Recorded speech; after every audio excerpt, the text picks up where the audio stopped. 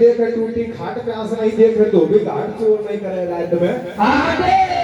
मारो मन है राजी या पे नहीं करेगा काजी अब तुम बन जा ससुर हमारो मैं बन जाऊं मेहमान तुम्हारो साजे हो जाए रोटी पानी और तेरी बेटी जाहिर बनेगी मेहनत की बट राणे उसका मन में आवे पर दूर हलावे और ईश्वर ठिकानो तो दुनिया में है आंसू नहीं पावे सजनो राजा शांतनु धीवर को समझाता है कि धीवर अरे तू सोच क्या रहा है तेरी बेटी और हस्तिनापुर के महलों की पटरानी बनेगी जाकर के तू ढूंढ कर भी अपनी बेटी के लिए ऐसा अच्छा रिश्ता नहीं ला सकता है धीवर भी मन में विचार करता है रिश्ता तो बहुत अच्छा है मेरी बेटी हस्तिनापुर के महलों की पटरानी बनेगी मैं इससे अच्छा रिश्ता ढूंढ करके नहीं ला सकता हूँ लेकिन ये राजा लोग हैं कल को शादी करके मेरी छोरी को छोड़ दे तो मैं अब काहे पकड़ूंगा तो सजनो धीवर क्या करता है पुरानी बातों को छेड़ देता है और किस तरीका से सगाई को ठोस करता है सजनो कैसे करे भैया अरे कधी मर सरकार कितनो है धीरे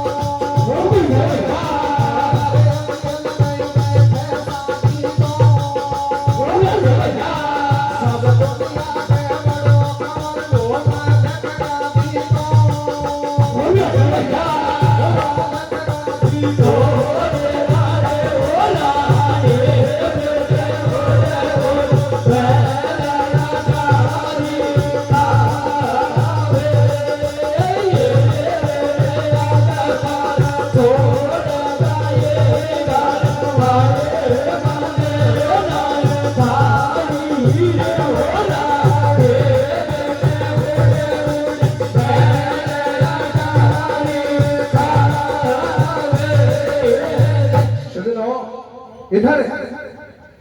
और वो राजा शांतनु से धीवर कहता है कि महाराज अपनी बेटी की शादी तो मैं कर दूंगा लेकिन मेरी भी एक शर्त है बोले शर्त क्या है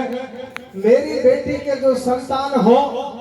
तुम्हारी हस्तिनापुर की गद्दी का मालिक वही बने तो शादी तो मैं अभी कर सकता हूं राजा शांतनु मन में विचार करता है कि गद्दी का मालिक तो बड़ा कंवर होता है और वो गंगा का 8वां पुत्र देवव्रत मेरे पास पहले से ही मौजूद है ये सौदा पार पड़ेगा नहीं अपनी गर्दन नीचे करता है राजा शांतनु और वापिस अपनी राजधानी हस्तिनापुर को आ जाता है सजनों इधर क्या होता है स्त्रियों का काम होता है तो भवन में सोने का लेकिन राजा शांतनु खुद को भवन में सो जाता है खाना पीना छोड़ देता है राज कचहरी में भी जाना छोड़ देता है एक दिन और अपने नौकर अपने मंत्री को बुला करके किस तरीका की दास्तान अपने मंत्री से कहता है सुनो क्या करे भैया अरे रे रे मेरी तो काल सगाई हो जाती न तो ले बैठो कैसे मेरे भैया और शादी में बोले बड़ो राज तिलक को फेंको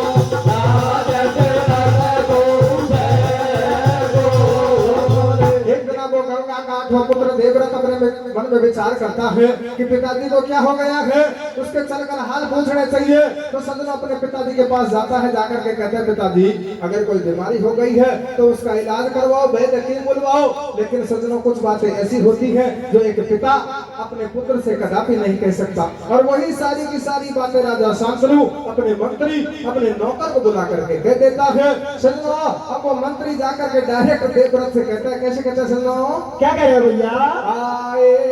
रे तेरो बाबुल धीमर की छोरी सुव्याव रचावे रे। कैसे कैसे?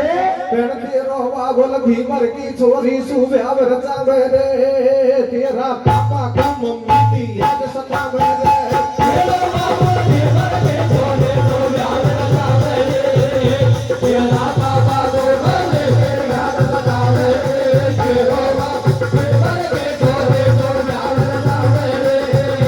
तेरा पापा को मम्मी की याद सतावे रे। मंत्री कहता है भैया तेरे पिता का इसका तो एक धीमर की लड़की के साथ हो गया, जब तक उसकी शादी नहीं होगी वो खाना पीना कुछ भी नहीं खाएगा। तो सजनों वो छोटा सा बच्चा देवव्रत है जो डायरेक्ट धीमर के पास पहुंच जाता है, नाना कह के बात करता है। देखिए सजनों क्या होता है रे, क्या हो भैया? आरनो कर का खे बासु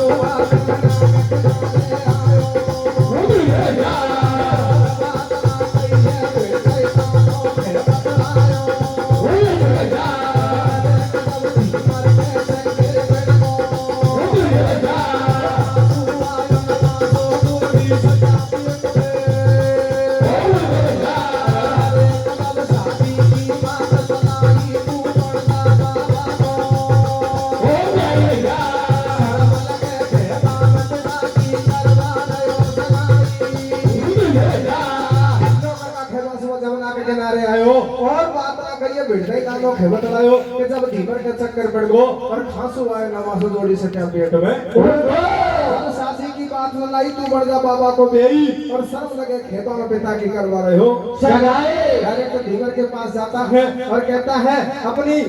बेटी की शादी मेरे पिता के साथ में करो। धीमर कहता है कि सत्य तो मैंने तेरे बाप को पहले ही बता दी, अगर मेरी बेटी के जो संतान पैदा हो वही अगर हस्तिनापुर की गद्दी के मालिक बने तो शादी तो मैं अभी कर सकता हूँ। देवव्रत कहता है चलो आपकी बात को मंजूर किया जाता है, आपकी बेटी के जो संतान होगी वही हस्तिनापुर की गद्दी के मालिक बनेगी। देखिए सजनों धीमर कहता है भैया आज तो आप आमड़ बन रहे हो, अरे कल को किसी दूता ने तुम्हारी संतान और मेरी लड़की की संतान को आपस में बढ़ा दिया, कह दिया कि तो अधिकार तो नहीं था, चोरी से दिलाया गया है, तब झगड़ा हो गया उसका क्या। धीमर कहता है धीमर की बात सुन करके और वो देवव्रत कहता है जा मैं आजीवन शादी करूंगा ही नहीं। देखिए सजनों तभी से उसका नाम है जो भीषम पिता में पड़ जाता है। क्या होता है रे, क्या हो भैया? अरे कैसे भगवान साथ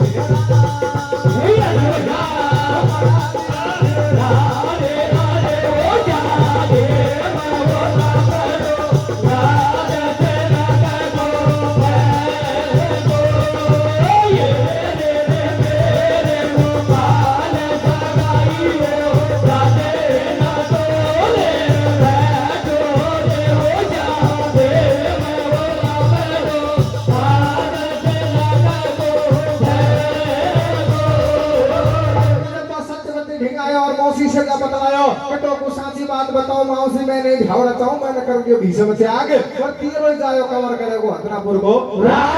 सेजे सेजे बेटा ने मैं पक्की करी सगाई जब राजा ने जान सजाई कि बोले धीरे चलिया बराती गंगा तट पे आया और शांत राजा ने फिर सत्यवती सु खाया अमर बिचौलिया बड़े करो कई बात लगा का हेरा ये महाभारत का लेख पिता का पढ़ा दिया। हेरा राजा शांतनु की सत्यवती के साथ में शादी हो जाती है, 2 पुत्र पैदा होते हैं, चित्र के लिए विचित्र के लिए, वो भी मन से बाप के चक्कर में आके खत्म हो जाते हैं। सत्यवती को और कुमारी को एक पुत्र पैदा हो गया था जिसका नाम वेद व्यास था। वेद व्यास को बुलवाया जाता है, तब जाकर के कौरव और पांडवों के वंश का उदय होता है। बलवंशी वारे